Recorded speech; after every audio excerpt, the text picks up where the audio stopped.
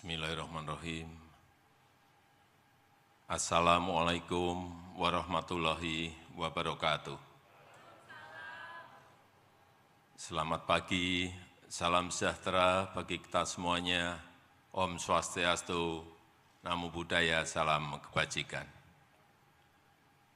Bapak, Ibu, dan saudara-saudara sekalian yang saya hormati, apa kabar semuanya? Apa kabar semuanya? Apa kabar semuanya? Apa kabar semuanya? Sudah makan pagi? Sama, saya juga belum. Sudah siap semuanya? Pagi hari ini saya mau bagi-bagi, tapi bukan bagi-bagi sepeda. Juga bukan bagi-bagi tiket Coldplay. Nanti ada yang bisik-bisik, Pak, tiketnya Pak.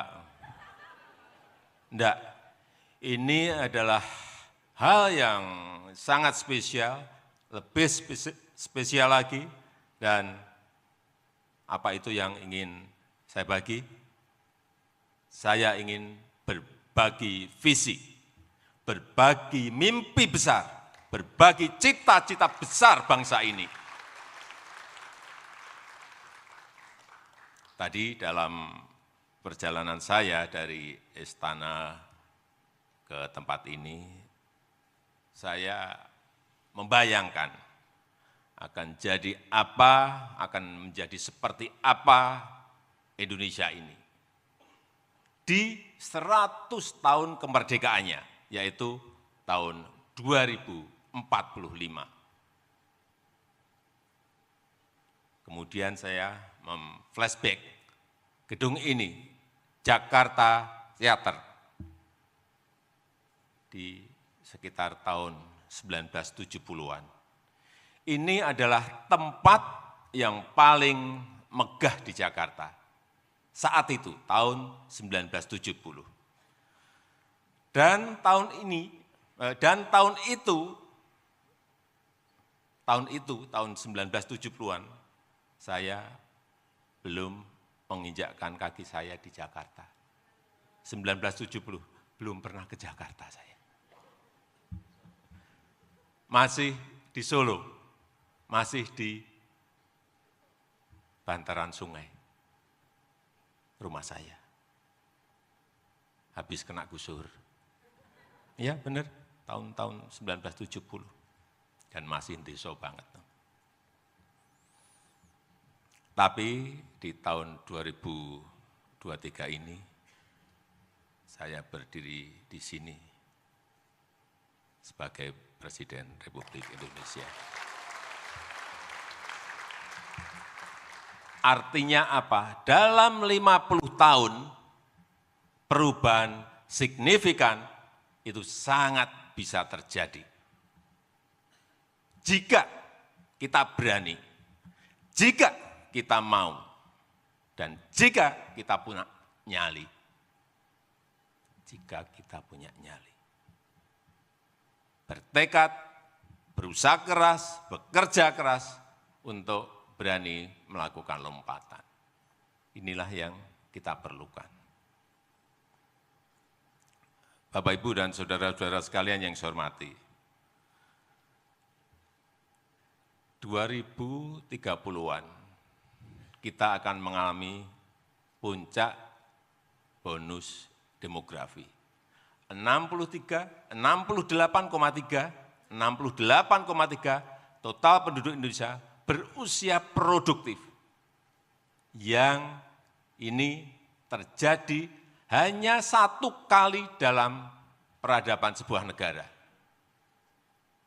Bonus demografi itu hanya terjadi 1 kali dalam peradaban sebuah negara. Ini bisa menjadi peluang, tapi ini juga bisa menjadi sebuah bencana kalau kita tidak bisa mengelolanya. Saya lihat, saya baca di berita, ini di negara yang lain, saking sulitnya mencari kerja, lulusan S2 yang seharusnya bisa menjadi guru, saat ini menjadi tukang sapu. S2. Di sebuah negara di Afrika, di 2015 juga mendapatkan bonus demografi. Tapi dalam 7 tahun justru yang terjadi pengangguran melonjak menjadi 33,6%. Saya tidak usah sebut negaranya mana, tapi saya yakin Bapak Ibu dan saudara-saudara tahu. Dan kita tidak ingin terjadi seperti itu. Oleh sebab itu kita harus bekerja keras, sekali lagi kita harus bekerja keras memanfaatkan peluang ini. Kita harus punya perencanaan taktis, bukan perencanaan, tapi perencanaan taktis. Visinya juga visi taktis.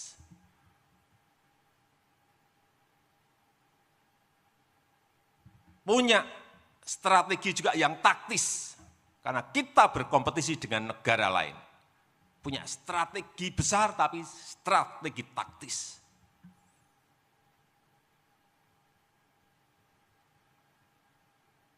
Itu yang dulu-dulu kita enggak memiliki. Tapi sekarang saya tanya ke Menteri BPN Bappenas, sudah lebih taktis dan lebih detail. Sekali lagi karena kita berhadapan dengan kompetisi dengan negara-negara lain. Enggak bisa lagi kita kayak dulu-dulu memakai istilah-istilah yang absurd. Pengembangan, apa itu pengembangan? Penguatan, apa itu penguatan? Pemberdayaan. Harus to the point apanya? Harus taktis apanya?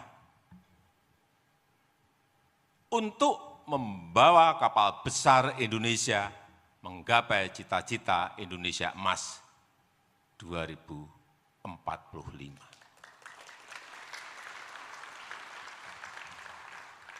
Jadi rencana taktis, visi taktis, strategi besar tapi strategi yang taktis, kemudian berani mengeksekusinya.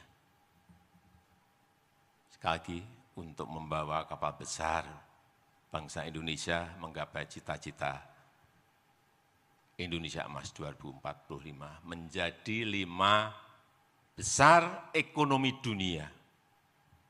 Peluangnya ada, hitung-hitungannya saya sudah dengar semuanya.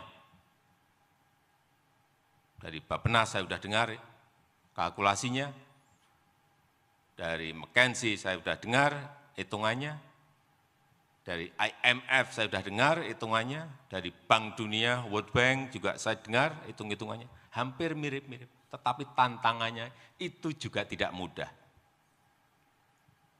Kita perkirakan itu GNI per kapita di tahun ini kita sudah mencapai angka 5.000. Berapa Bu Menteri Keuangan? 5.000 lebih sedikit.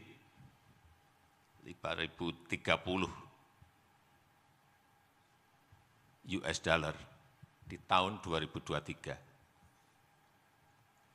Perkiraan kita di tahun Indonesia Emas 2045 itu berada di angka kira-kira 23.000 sampai 30.300 US dollar per kapita. Itu lompatannya. Tingkat kemiskinan sekarang ini meskipun sudah single digit, yaitu di angka 9,57%, tapi ini masih tetap angka itu kita harus sampaikan masih tinggi. Dan di tahun 2045 diperkirakan di 0,5 sampai 0,8%. Tapi bukan hal yang mudah, bukan hal yang gampang. Menurut saya ada 3 hal pokok penting yang menjadi acuan, sebagai acuan. Yang pertama, untuk menggapai itu, yang pertama, ini penting stabilitas bangsa ini harus terjaga. Stabilitas bangsa ini harus terjaga. Tidak ada satu negara pun yang berhasil mencapai sebuah kemakmuran saat kondisinya tidak stabil, enggak ada. Tunjukkan negara mana. Saat negaranya terpecah, enggak akan yang namanya mencapai kemakmuran. Negara itu berkonflik, enggak akan tercapai yang namanya itu kemakmuran. Kisruh terus, enggak akan yang namanya akan mencapai sebuah kemakmuran. Sekali lagi, stabilitas. Yang kedua, harus ada keberlanjutan dan kesinambungan. Harus. Kalau sudah kepemimpinan 1, kedua, ketiga sudah sampai ke SMA, mestinya kepemimpinan yang keempat itu diteruskan untuk masuk ke universitas. Jangan balik lagi ke SD lagi. Setuju? Kepemimpinan itu ibarat tongkat estafet. Sekali lagi, kepemimpinan itu ibarat tongkat estafet. Bukan meteran pom bensin. Kalau meteran pom bensin itu, Pak, dimulai dari nol ya, sama ditunjukkan ini. Apakah kita mau seperti itu? Enggak kan? Masa kayak meteran pom bensin? Mestinya kalau sudah dari TK, SD, SMP, ini ya kepemimpinan berikut masuk ke SMA, universitas. Nanti kepemimpinan berikut masuk ke S2, S3. Mestinya seperti itu.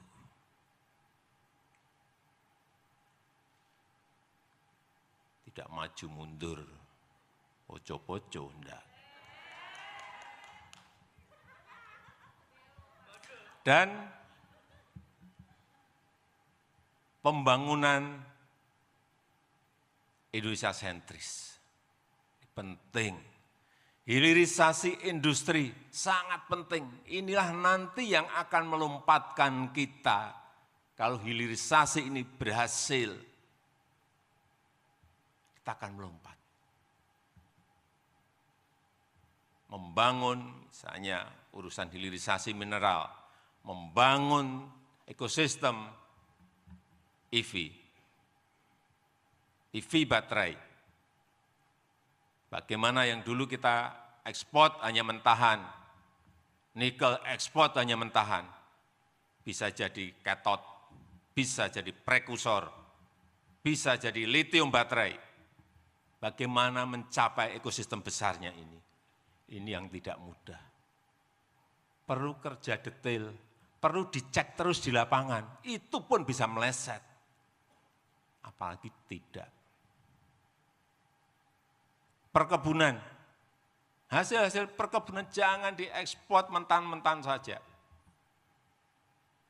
Crude, palm oil, CPO, kenapa enggak dibuat barang setengah jadi dan jadi? Bisa sabun, bisa kosmetik, dan lain-lainnya. Rumput laut, kita punya potensi yang sangat besar sekali. Tapi jangan diekspor mentahan. Sekarang rumput laut itu bisa dijadikan biofuel. Saya baru lihat, kaget juga saya. Lihat di Jerman. Artinya potensi ini besar. tetapi tantangannya juga besar.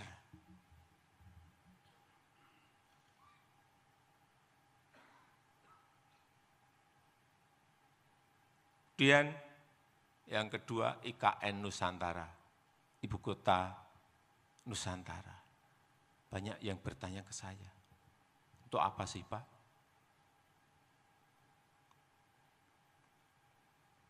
Perlu saya sampaikan, 56% penduduk Indonesia itu ada di Jawa. Dan yang terpadat itu di Jakarta. 56% penduduk kita ada di Jawa, berarti 149 juta dari 17.000 pulau, itu 149 juta itu ada di Pulau Jawa. Itu perlu pemerataan. GDP ekonomi kita 58% itu juga ada di Jawa. Yang 17.000 pulau yang lainnya diberi bagian apa?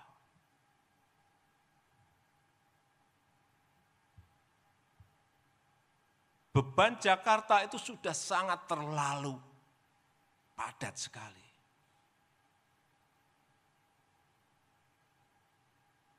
Sebagai kota pendidikan, sebagai kota pariwisata, sebagai kota bisnis, sebagai kota ekonomi, sebagai kota pemerintahan,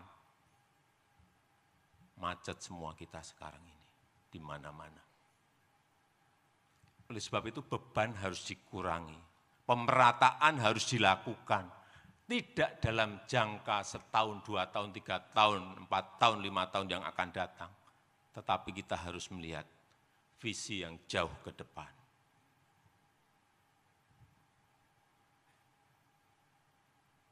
Oleh sebab itu, hilirisasi IKN Nusantara ini harus diperkuat, harus dilanjutkan, harus ditingkatkan. Kemudian yang ketiga adalah SDM, sumber daya manusia. Ini kekuatan besar kita. Jangan, tapi juga jangan hanya menang dari segi jumlah, tetapi juga harus dari segi kualitas SDM-nya.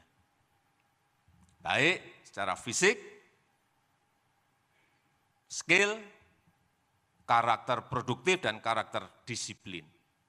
Ini yang harus kita benahi total, termasuk penguasaan iptek.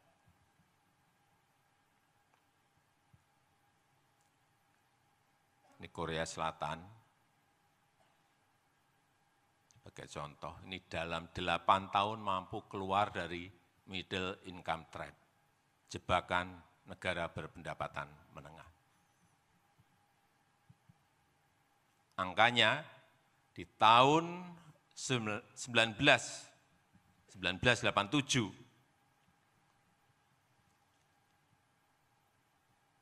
GDP mereka masih di angka 3.500. Di tahun 1987, 3.500. Kemudian GDP di tahun 1995, 8 tahun setelah itu, melompat menjadi 11.800. Lompatan seperti inilah yang perlu kita tiru. Perlu kita contoh. Karena apa? Karena kualitas SDM-nya. Yang fokus pada teknologi dan produktivitas. Bapak, Ibu, dan saudara-saudara sekalian, Indonesia emas tidak bisa hadir otomatis. Tapi sekali lagi, butuh direncanakan dengan baik. Butuh fokus yang sama. Butuh panduan. Butuh haluan. Sehingga saya harap RPJPN yang diluncurkan ini dapat menjadi pedoman kita bersama. Apa sih pedoman kita? Ada di situ. Dan terlepas dari itu semua, bagaimanapun baiknya sebuah perencanaan, bagaimanapun baiknya sebuah perencanaan akan sia-sia jika tidak dibarengi dengan kemampuan eksekusi yang baik. Enggak ada artinya. Oleh sebab itu, untuk mencapai Indonesia Emas 2045,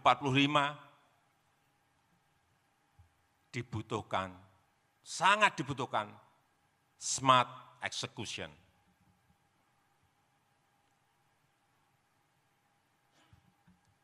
Dan dibutuhkan smart leadership. Oleh